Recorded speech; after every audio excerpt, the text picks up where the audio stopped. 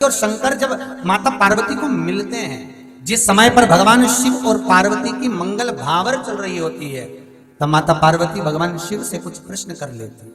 हे भोलेनाथ, हे शंभु, हे त्रिकालदर्शी कैलाश, मेरे मन के कुछ संशय हैं जिनको मैं भावर के समय पर मिटाना चाहती हूँ, जिनको मैं इस भावर के समय पर आपसे श्रवण करना चाहता हूँ, मेरे वो संशय आप मिटा दें।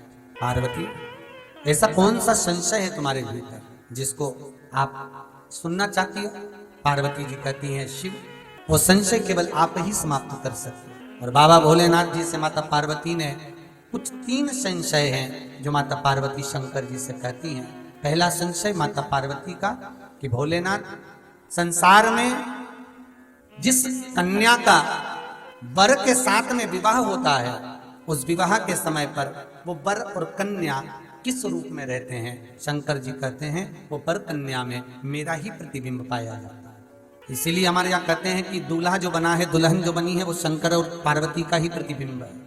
इसलिए उनसे कहा जाता है तुम इतने दिन कोई काम ना करिए, आराम करिए, भगवत भजन धारण करिए, हल्दी लग गई है तो ये कार्य ना करिए, वो शिव का ही प्रतिबिंब है। दूसरा कारण कहा, जगत संसार में जब संपदा की कमी होती है, जगत संसार में जब लक्ष्मी की कमी होती है, जगत संसार में जब वैभव की कमी होती है, तब वो वैभव प्रदान करने वाला कौन है? शंकर कहते हैं पार्वती, जिस समय पर वैभव और संपदा की कमी हो, पार्वती, संसार का मनुष्य यदि मेरे चरणों का स्मरण करता है, मेरे चरणों का स्मरण करता है, शंकर कहते हैं मैं चोर को जो कुबेर बना सकता हूं, उस कुबेर को उसके घर पर भी भेज सकता हूं, बस मेरे चरणों का स्मरण करे। जब दुख हो, तकलीफ हो, कष्ट हो, वो स्मरण।